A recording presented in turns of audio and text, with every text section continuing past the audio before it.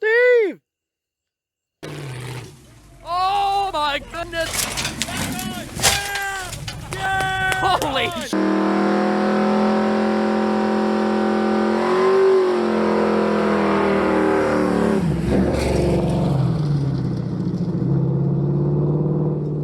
Well, hello folks, welcome back to another edition, listen to me, edition, like what I'm doing is important here.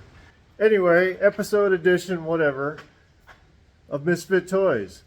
Today, we're back to working on this low dollar budget wheeling buggy from a couple of months ago. Now, if you're a regular watcher of my channel, you know we bought this, we got it running, it wheeled, but it did have some serious shortcomings. The fuel system, the brakes, the power steering. As you can see, I've already tore this apart. If you remember, if you watched that video, when I got in there, the seal area on this spindle was messed up. And yeah, took it apart and found out that all the seals and whatnot that go on this side, which would be right in here, all the seals were gone. There was nothing there. I looked into having a speedy sleeve bought to put on this. It was going to be like damn near $80. And yeah, there's no guarantee that you would not mess up that seal. I did find a kit, new spindle, not that. All these seals and bushings and whatnot, bearing that goes into the back of the spindle there. I'm going to go into this one.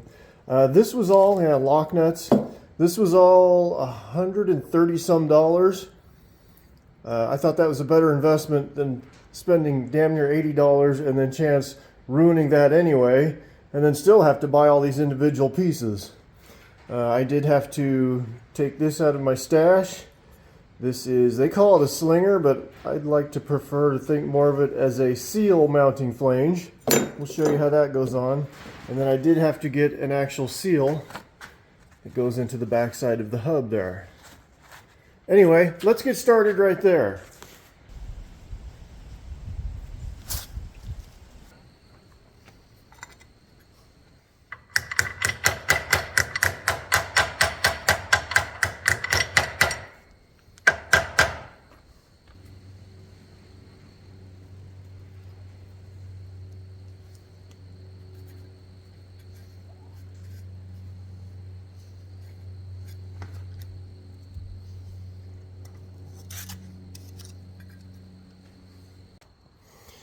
Based on the look of the shaft and this oily residue all over the shaft, I'm suspecting the quality of the seal that's inside the differential.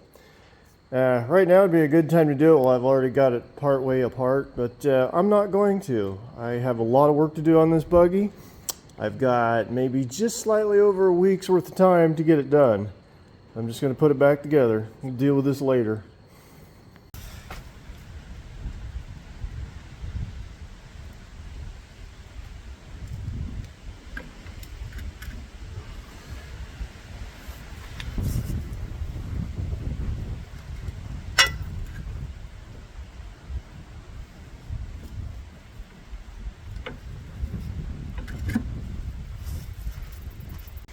Now, if you're wondering why I pulled the shaft back out and rotated a little bit, I think I touched on this in the last video with this buggy, how this front end is welded. Now, if you're running a welded or a spooled front end, I've heard and read, whether it's true or not, that you should try to phase your U-joints here together.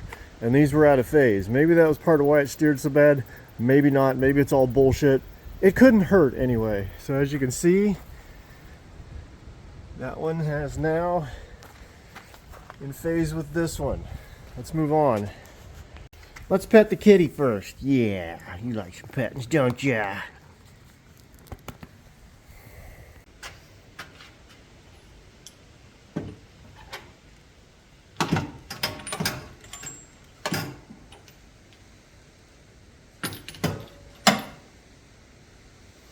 Blue, you're my boy!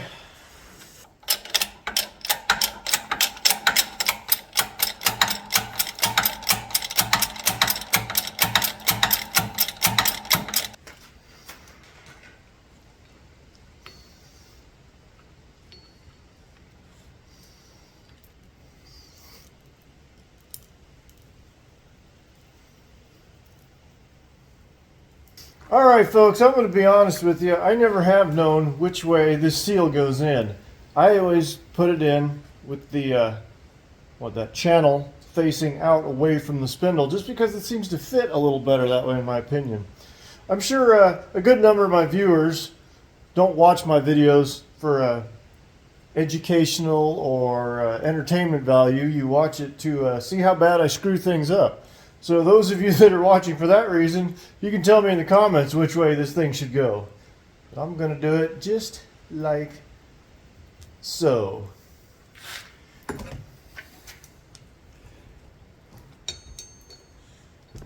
Cat, leave my camera stand alone.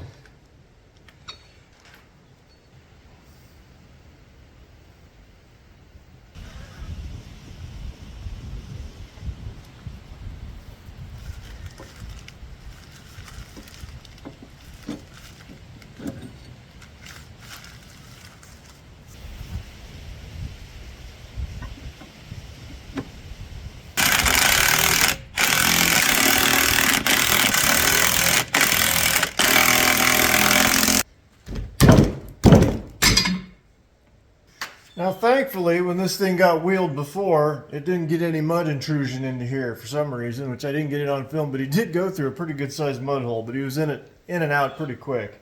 So yeah, I don't have to go in here and repack the wheel bearings.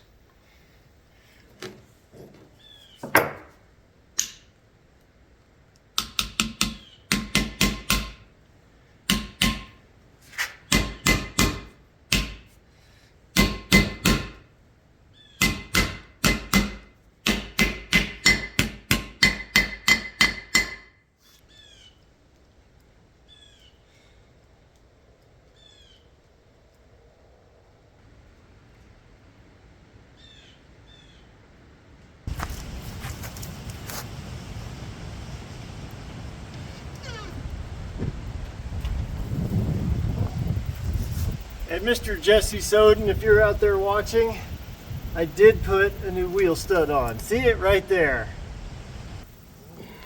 Now this kit came with these, sorry about the focus there, sorry about the wind too, came with these new wheel lockdown hardware.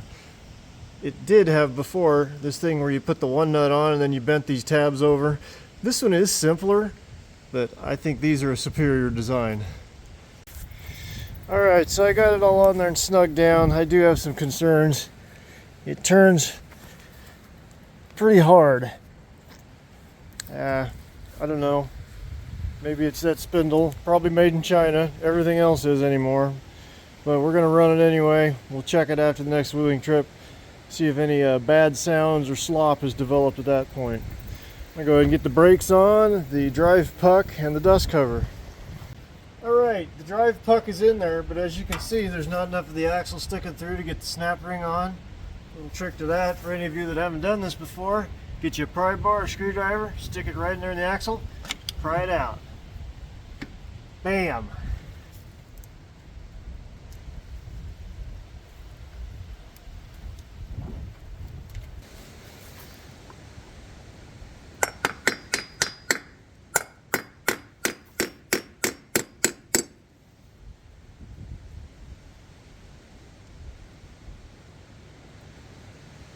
Now I actually prefer lockouts on stuff like this because yeah, if something goes wrong with your front end and you just need to get back to the trailer, you can unlock the hubs and keep your front end from spinning and causing further damage. That being said, this is what it's got, so this is what we're going to go with, obviously.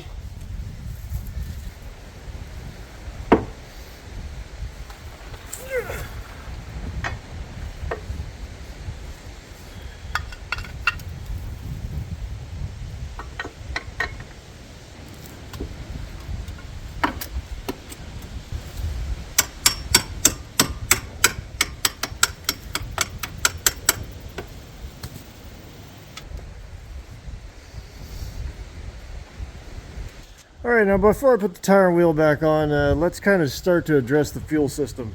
As you recall, the electric pump, whether it was just the electric pump itself or the fact that it was have to actually pull the fuel out of the tank, as you know or don't know, an electric pump should not have to do that. An electric pump should be gravity fed, but this one was not. How much of a factor each one of those was, I don't know. It seemed to do okay on level ground, backing uphill, but trying to drive uphill, that pump could not move enough fuel to keep the carburetor supplied. Now, I've already removed the fuel cell because I've got a plan here. There's the old electric pump. We're not going to be running that. Not even going to run an electric pump. What do you think, Kitty? No comment.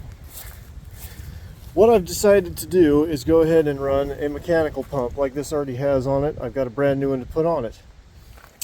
We've got the owner sourced a beer keg at my suggestion. I did this years ago on a vehicle. Worked out pretty good. A little different type of keg, but that's beside the point. The fuel pickup is going to be right here in the middle. That way, as the vehicle's tipped nose up and nose down, the sloped nature of the tank will always keep the fuel down in the bottom for the most part, you know, as the fuel level is getting lower. So that should help in that respect. And even though I'm going to be running a mechanical pump, it still is going to be gravity feeding out of the bottom of the tank, just in case someday we go back to an electric pump. So for what I'm going to do right now, before I get that tire and wheel in my way, I'm going to go ahead and get this fuel pump replaced. I've got the water lines undone. I drained all that river water back out of it because this winter's going to be here before long. Need to get some antifreeze in it. Right now I should be able to peel the coolant line out of my way and get to that fuel pump. Alright, got the old pump off. New pump looks identical. It is actually made, it's a Carter, made in Mexico instead of China. Imagine that. Alright, now I'm a Ford, guys. This is kind of new to me, but there's a rod there that activates the lever on the fuel pump. That will fall down. What you need to do is find a way to get that pushed up. It fell down once I pulled the old pump out. Where'd it go? Had to use this pick to get fished around there, get underneath it, get it picked up, and then you take one of the bolts that came out of the fuel pump and you take this little bolt out and you thread the long bolt in there just tight enough to hold the rod up out of the way.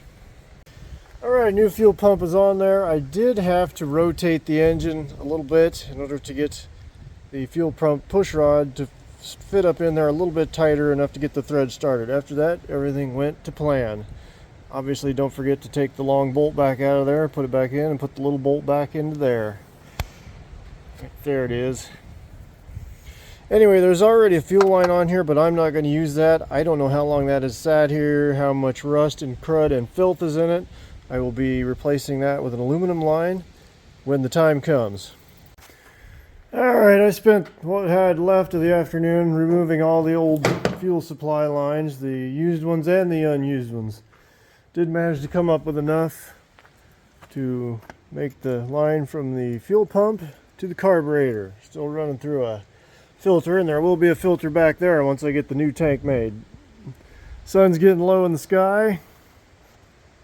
That means it's time for me to go to work because this YouTube tomfoolery don't seem to be paying the bills around here like it does for some people.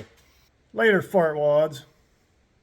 Alright, I got a temporary fuel system here, gravity feeding down into the pump. You can see, she's puking antifreeze, and I still got the coolant line unhooked. I spared you the agony of watching me having the mechanical fuel pump hooked up backwards and trying to get it started. Seems like I'm all about failure these days, and that just proves it. But anyway, I better get this thing moving before it melts down. I want to get it in the shop so I can build the fuel tank. I wanted to have it sitting on fairly level ground. Alright, so after I hate to admit, huge amount of time sitting here thinking and comparing and doing whatnot, this is kind of what I'm coming up with. Kind of constrained. I'd kind of like to get the keg down a little lower, but at the same time I kind of got to keep it up high to protect where the fuel line will be coming out of the bottom.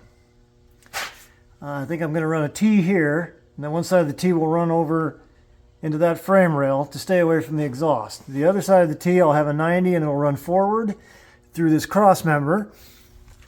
I'll cut a hole in the cross member, and I'll have a clear tube that runs up the side of the tank here as a sight tube to know how much level is in it. I'm getting kind of messed up here about how to mount the filler tube. It's going to kind of be in a vulnerable position if it ever rolls over. I don't know, maybe not. I'm sure I can tip it one way or another. Need to keep it convenient to fill as well. But I'm off to a start here.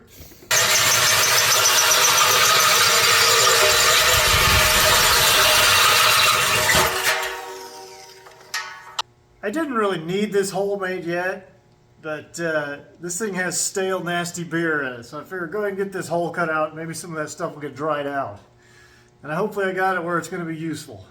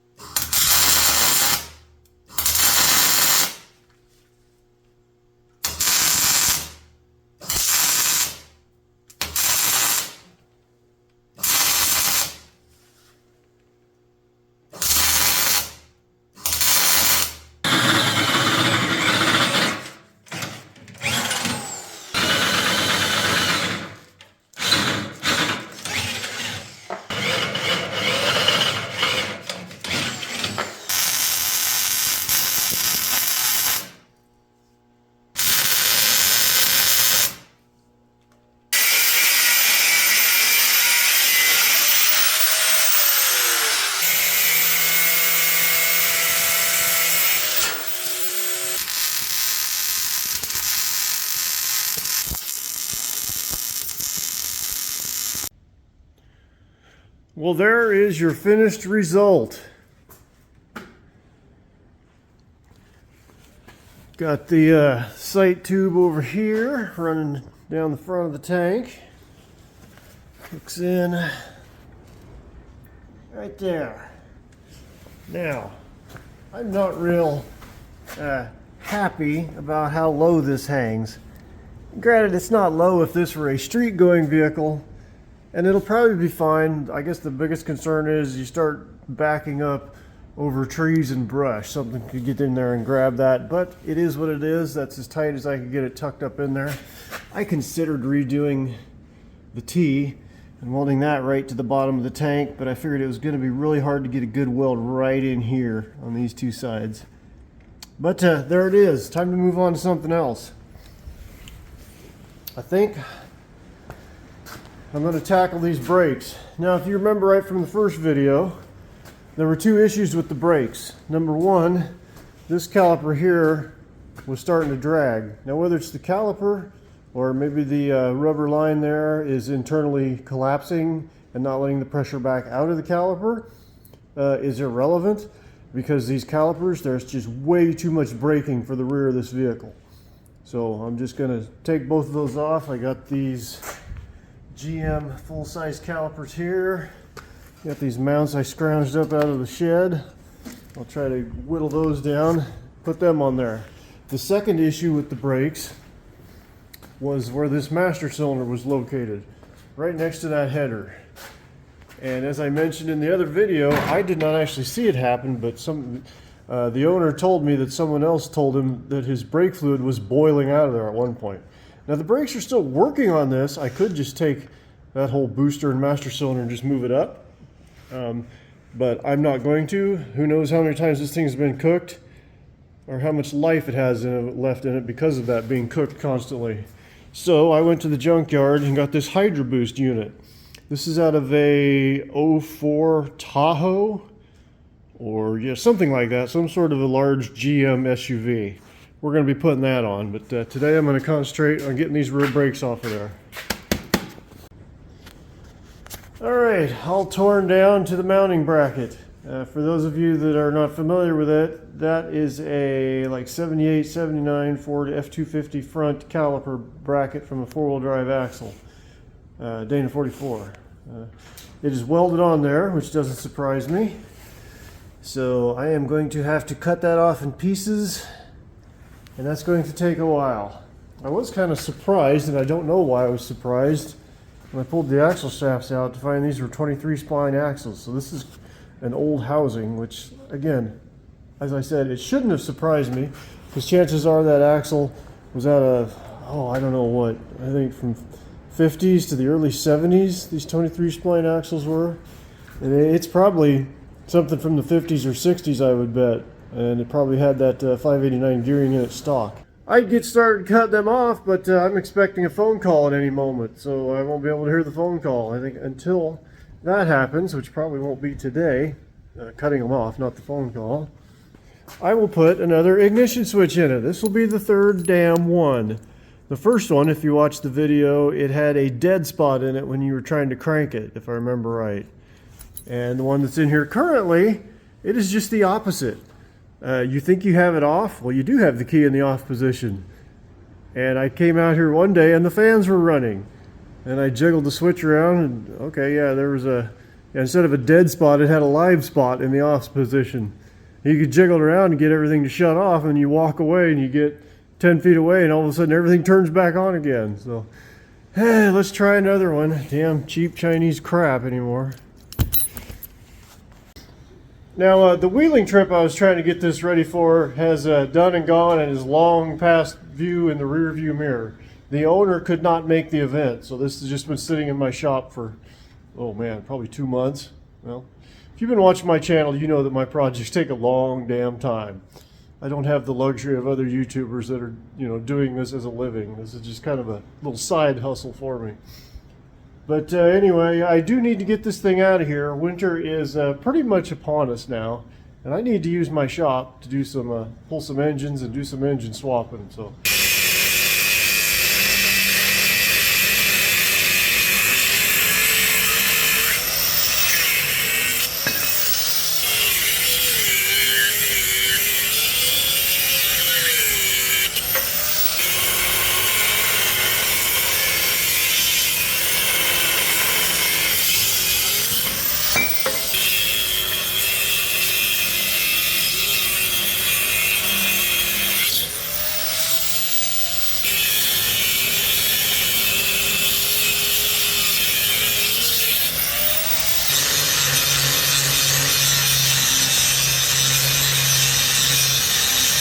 I just discovered that the hole in this is a nice snug fit over that. So I'm hoping that'll be enough as far as the spacing. I'm going to go ahead and put everything together and see. So here's the trial fit. I got some good and some bad going on here. Now obviously this is a homemade disc brake setup because of the welded on 70s Ford Caliper. I do not know what this rotor is, so I do not know the diameter, but it looks pretty good the way it fits the GM mounting bracket. The caliper fits on there. Right now I have compressed air going to it, so the caliper is clamped down onto the rotor. As you can see, I cannot get the caliper down on there any further, and yet these pins do not get anywhere close to lining up. So I could egg out the rotor to get not the rotor, but the mounting bracket to get it to come up this way. Now, obviously I don't think I should have to say this. This is not where the caliper is going to be mounted. This is just the best way to keep it from falling off. Once it's welded, it'll be pretty much down here at 90 degrees. What's the matter, kitty? This is going to be fine for welding it. If I can get in there and show you. It's just, the depth of the caliper mounting bracket is the issue. I bought these at a swap meet, I don't know, close to a year ago. I assumed they were sitting on the table. I assumed they were a metric caliper because they look kind of small. I'm no expert on GM brakes. I would think that the metric caliper would not even, I'm sure it would fit into this mounting bracket, but it would be loose, I would think. I don't know. Another thing that concerns me, these pads that came with it were kind of worn. And as it is, there should be a lot more room for slop in there with a worn set of pads. So I'm thinking these calipers are not a match for these mounts. I know I probably did a shitty job of explaining all that. Look out, kitty. What I'm going to do, I'm going to take one of these calipers with me when I'll go to work early tonight, stop at the O'Reilly's, see if they got one for, seeing as how that mount is probably off like a 70s or early 80s. GM, I don't know if it'd be 3/4 or half or the same. But I'll see what they got and compare it to these calipers that I got. Yeah, I could modify the mounting bracket, but the bigger question to me is why is there not more, slop in the caliper with those worn down pads? I'm going to investigate that before I take any steps that are non-reversible. Okay, here's what we got going on with the brakes. As you can tell, this is a different caliper. I just went to the parts store and I got, I think these were for an 83 3/4 ton Suburban. They actually do open up further, wider than these calipers that I got at the swap meet by like another 1/8 of an inch.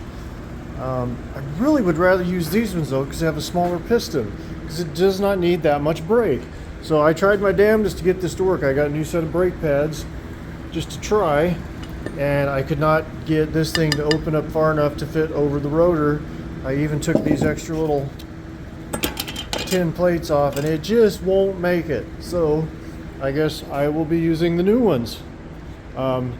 As you can see, I still am going to have to modify the mounting plate because the caliper does not sit in far enough to engage the mounting bolt here.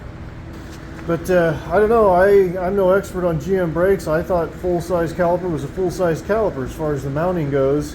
Anybody have any ideas what this pair of calipers came off of? I would be curious to know. They're going to go back out in the shed. It would be nice to know what they're off of for future use if I try to use them on something else. All I know now is they will not fit over these 1¼ rotors off of the full-size trucks. So another further development on this is one of the mounting plates I was trying to use. I went out the shed and dug around a little more. This is the only other one I have. There apparently is a difference between what this must be a 1/2 ton and this must be a 3/4 ton one. Because if you set that on here and get the holes lined up pretty well,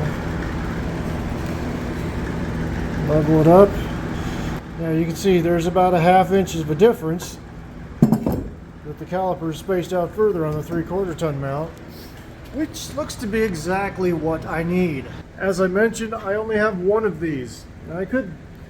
I've done this before. I must have just been lucky enough to never run into this problem. I must have had just like I said, just through dumb luck, had the exact mounting plate that I needed for the application I was using. I've never run into this before. I could modify the 1/2 ton ones, but I really don't want to do that. I got plenty of things I could work on, even though I would really like to have this out of my shop. There's still plenty more I can work on this. I'm going to give this some thought, see if I can think of where I can come up with one of these here in the next few days. It would just make things a lot easier than grinding on them 1/2 ton plates. I can set those aside and keep them for some other use.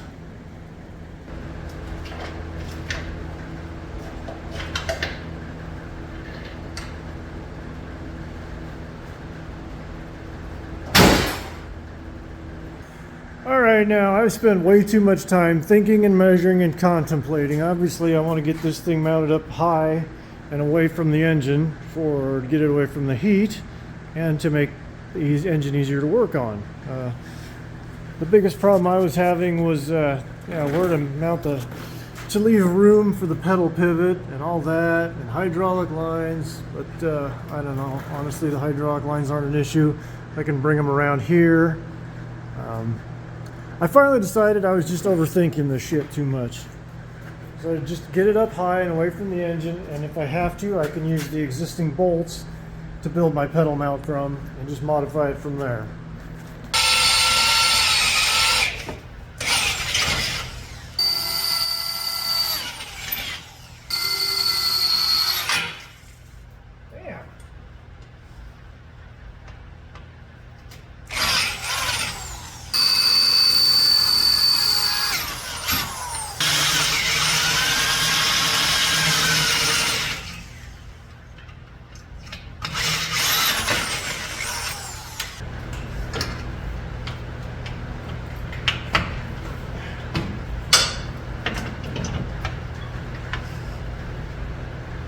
What the hell have I done here?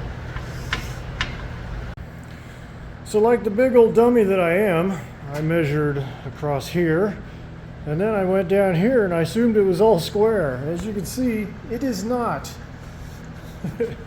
My top two are good. I'm probably gonna have to, bring this one up a ways, and I'm not sure what that one's gonna do. It doesn't really line up with any of the others. Just have to wing it. Well, it's finally on there. I re-drilled the holes, and somehow I managed to, let's see if we get some light in here, mess up that measurement too. Now, if I'm being honest, that's pretty much par for the course with me when I have to drill holes for something like that. Always mismeasure it somehow and have to sit there and try to file it and grind it out to make it fit. But I finally did get that one done. You didn't miss anything with me filming it other than a lot of cussing. But it's on there. One of the things I was concerned about was this housing hitting this tube or pipe. I don't know what this stuff is actually. And it did hit, but slightly. Not really a whole lot to affect it, but I still put some spacers in there. I can't get in there to show you. A nut and a couple of washers to move the whole unit forward, but it wasn't because that was contacting the cage. It was because, let's get the light in here. Only have two hands. Yeah, now the light's in the way. Hold on a second, we'll get something figured out. All right, I think that'll work. It was because this was so far forward, it was going to be really tight to get a pedal in there. So I think I'll be doing that. Now, I was pretty much, losing my temper. The fire's going out. I got stuff to do tomorrow, so I probably ought to be calling it a night. But before I did that, I wanted to mess with this 3/4 ton caliper mount. Just to be sure it fit, and it does not. Weirdly, for some reason there must be a difference in the way this 3/4 ton caliper mount is shaped. On this particular application, trying to put it on this, I cannot get the brake pad to slide into there where it needs to be. So, it looks like I will be modifying these 1/2 ton ones after all. Looping out about a 1/2 inch whomper out of there. A whomper, that's a technical measurement term.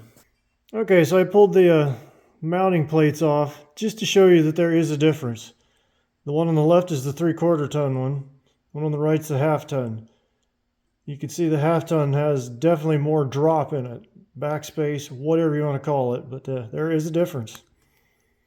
Anyway, I'm calling it a night. I'm hungry, need to get some sleep, got stuff to do tomorrow, so later, fartwads.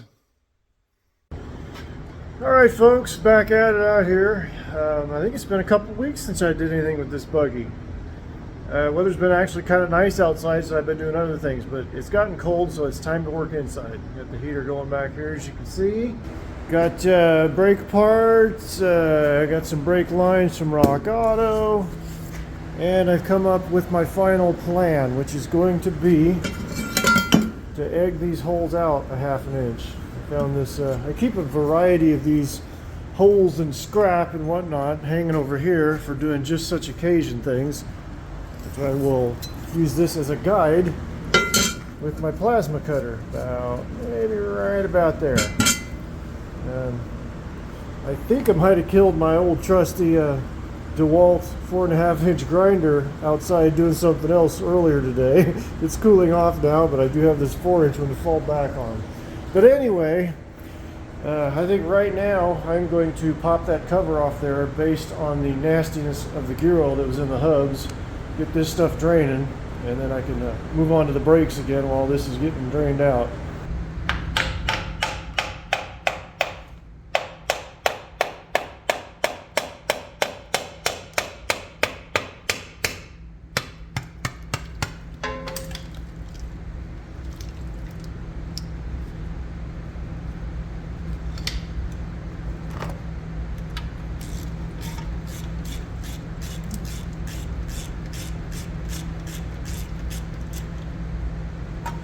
Not as bad as I thought it would be, but still, yeah, it could stand to be changed, without a doubt.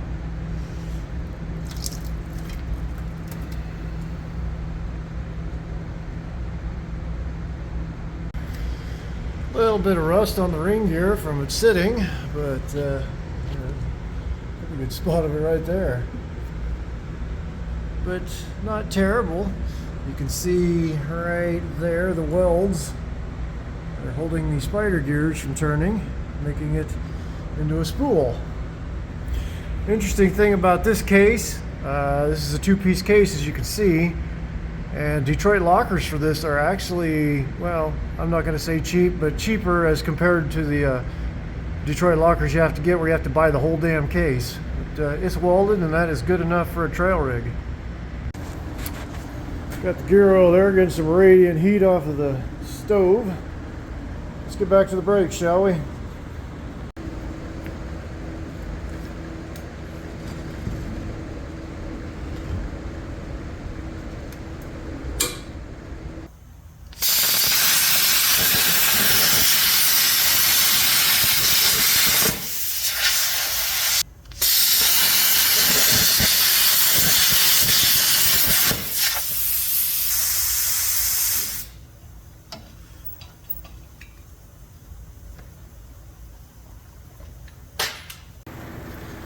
All right, folks, we're closing in on it. I'm pretty happy with this for the most part.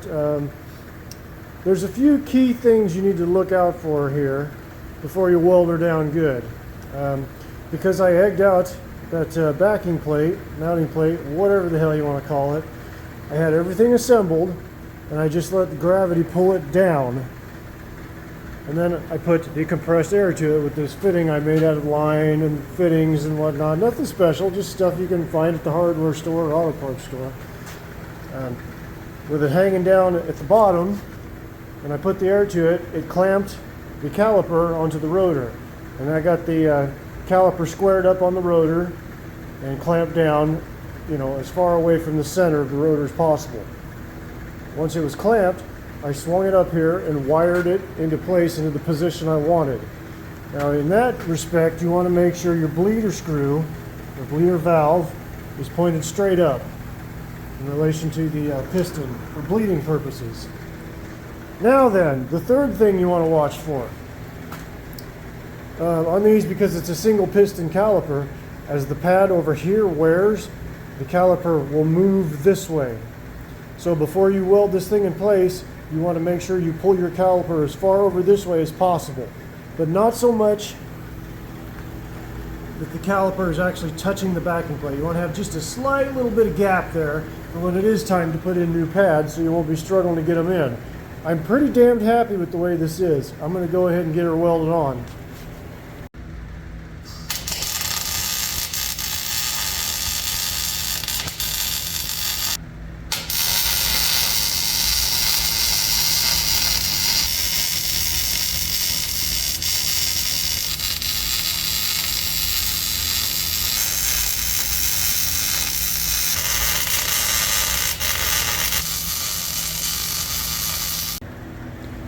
So as you can see, there's a big old gap here because of the clearance I had to cut out of this side to get the entire caliper mount to go this way. It'd probably be fine. I'm sure it will be. On the back side, I've got it welded all the way around, right up to there. I probably don't need to put another weld on the inside, but I already went ahead and cleaned it up. And what's that saying? In for a penny, in for a pound. Hey, kitty, come here. He's holing up in here for the winter. Yep.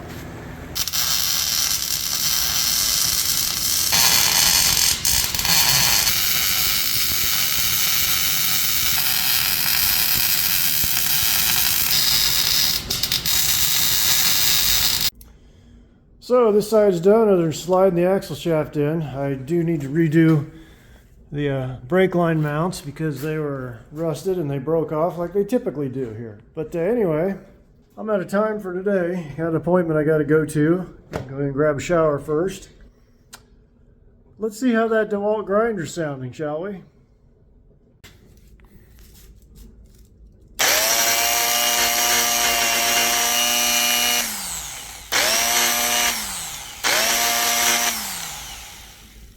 Well, it sounds better than it did, but it's still not very healthy sounding. Yeah, she's got a little stink to it. Guess while I'm out and about today, I'll shop for another one. Yeah, here's what killed it. This tire, I had a flat tire on my gray F-250 a couple days ago. And yeah, I had mangled the tire. And it is just a stiff son of a bitch. I cannot get it wrestled off the bead, so I was trying to cut this side of the sidewall out to make it into smaller, easier to manage chunks. Frankly, I don't know how it didn't trip the circuit breaker, because man, it was really lugging that grinder down. In hindsight, I probably should have gave it a break and let it cool off now and again, but I got too ham-fisted with it. Alrighty, folks, it is the next night. Got the disc brake done on this side. Cover back on. It's all full of fresh gear oil. Got this brake line redone. Never showed it before, but this was never bolted on. It was just flopping around there out in the breeze. I've got to do the brake line on this side, but I discovered that let's see if I can get a better shot of this. The vent line right there, it did not actually have a vent line. It had one of them stupid little fittings with a cap on it. Normally, I would find some sort of a pipe fitting and weld it onto the axle housing and then put a barbed nipple on it and then run some sort of a vent line up here and loop it over onto the self-pointing downward. I don't have anything to do that.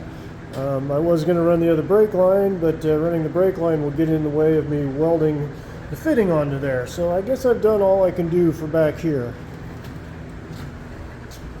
Now then, this thing's been sitting in the shop long enough that I've discovered that the radiator is seeping.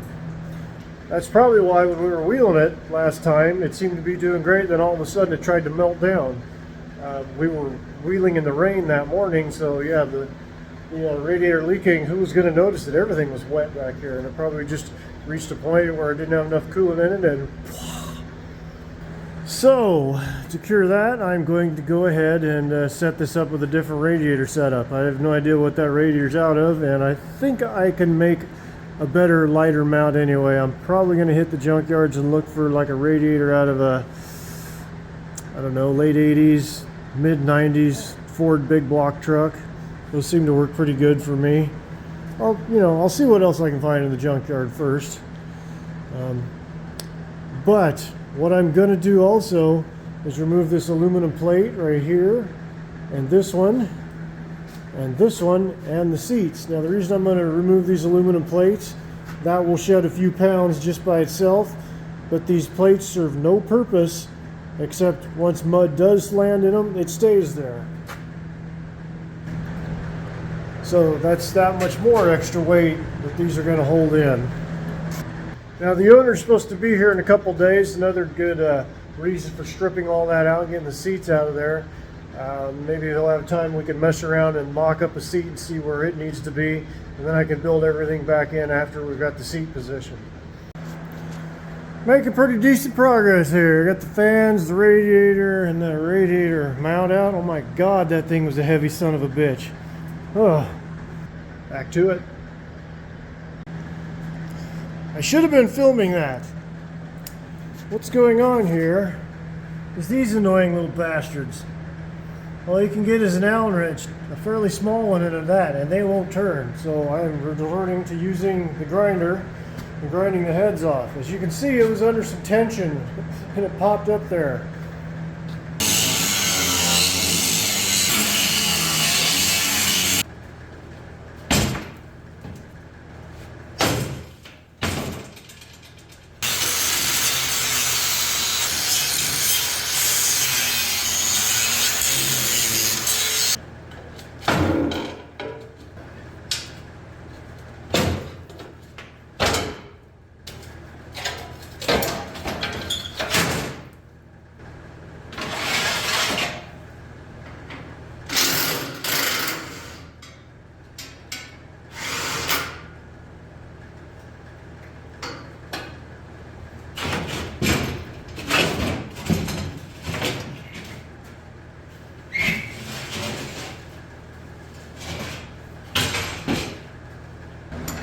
There's actually only one nut holding this whole seat in. I mean, this is gone.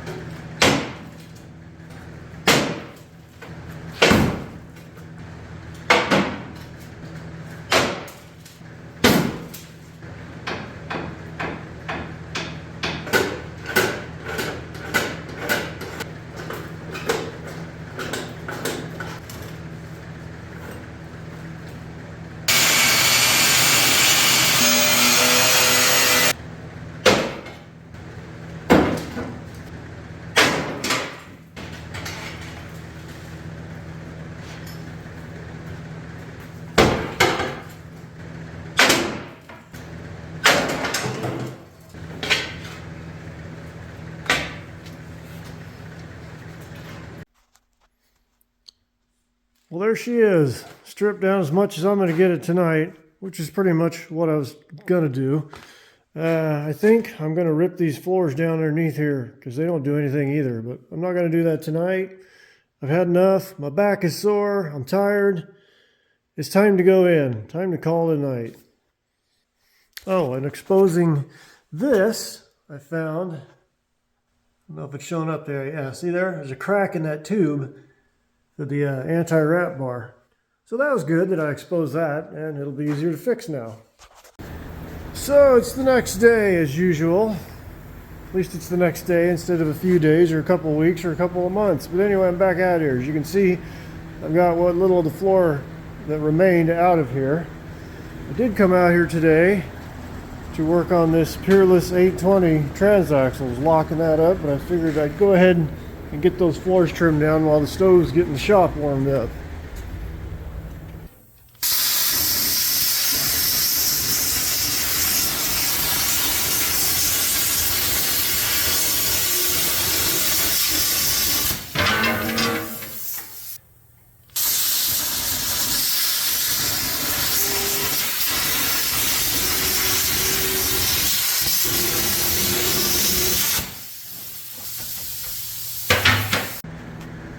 There she is, all cleaned up.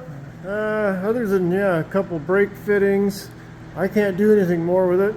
We're going to get the owner squared away with the seat here. It's comfortable for him, and take it from there. I know for me anyway, to get a seat that would be comfortable enough for me to have leg room and tip back enough to be comfortable, this bar here would have to be removed. We'll see if that's the case for him. Well, as you can clearly see, it's been relegated to being outside. The owner could not come last weekend so we could size up the seat. I've pretty much reached a point where I couldn't do anything else with it. Got other things to work on, so it's outside now. I trimmed these bumpers off. If you remember, they stuck out here. A couple more pounds shedded, and they served no purpose. And I think it does make it look a lot better. You can see I got the vent line done. Run up here, looped over on itself, and pointed down. The brake lines are all done, although I'm not real happy with this one. I don't know what I was thinking when I did this. I should have, and this might get redone once it gets back in the shop. I should have just, get in here. There we go. Where's it at? Yeah, I should have just cut this off of the mount and then welded this tab to the axle. Got the whole thing down because that brake line's kind of hanging out exposed there.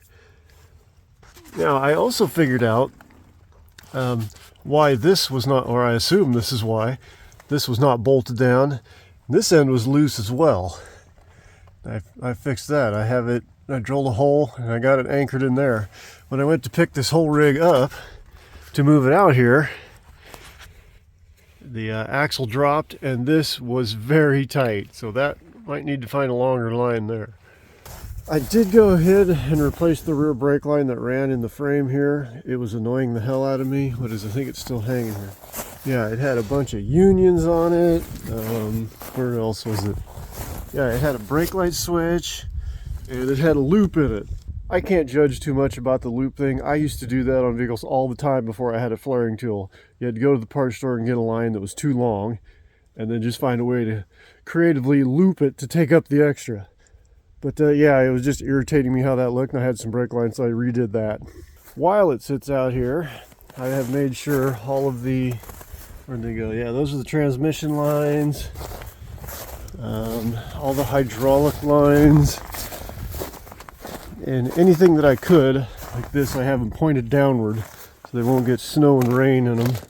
There's the brake lines that'll hook up to the master cylinder. Yeah, like this one I couldn't point it down, so I just put a piece of tape over it.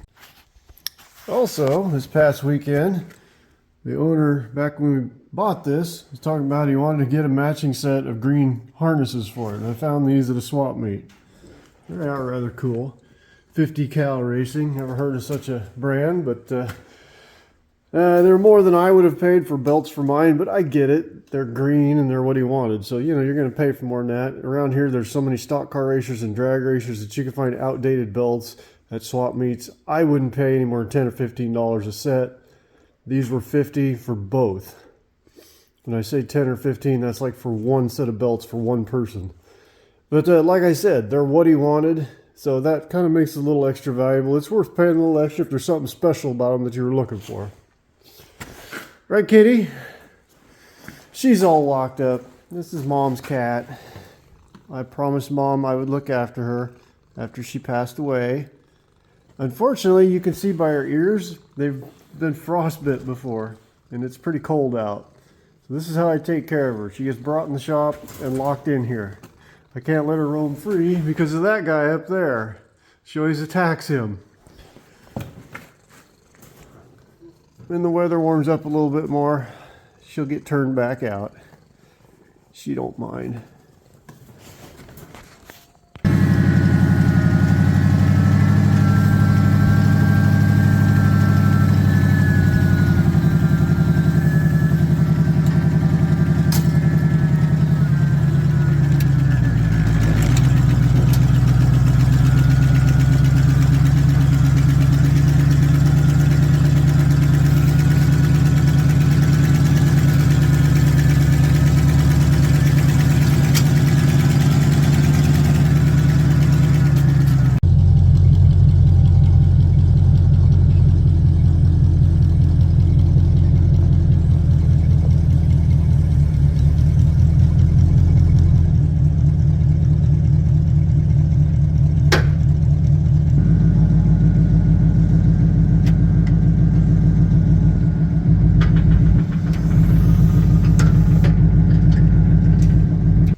Well, it was a nice day out today, and I had to have the loader out and moving some stuff around, so I thought I just will get this out of the yard. I don't know when the owner is going to get here, so we can size up where to put the seat. So just we'll get it out of the yard now before we get a bunch of rain and snow and it makes it a filthy mess. Now, as I've already said, I really think it's the right way to go to get the seat position, because that could affect everything else. The placement of the steering wheel and the brake pedal, this bar, mounting the radiator. I just think that's the way to go. And like I said, I don't know when he's coming, so I think, as the saying goes, I'm going to reach back there and break this turd off, because I got other things to do, and we're going to wrap this up. But rest assured, if you care about this, it will be back for the finish. So thanks for watching. Until next time. Watch out for your cornhole, bud.